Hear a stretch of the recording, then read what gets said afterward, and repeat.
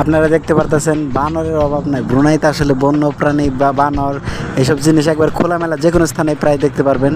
গাছের আম কাঁঠাল এগুলো সব কিছু তারা খায়, মানে এই দেশে তো কোনো পশু পাখি মারা একেবারে নিষেধ। এই যে আমাদের ক্যাম্পের মধ্যে এগুলো আসছে, ক্যাম্পের যে সাইডে গাছগুলো আছে দেখেন অনেকগুলো 10-15টার মতন হবে। তো আমি এই যে দেখছি ভিডিও করতেছি।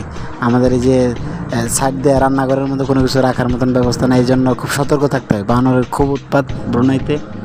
বানর বলেন, তারপর অন্যান্য যে পশু পাখিগুলো আছে এগুলো কোনো মানুষ এগুলোকে মারে না আর কি।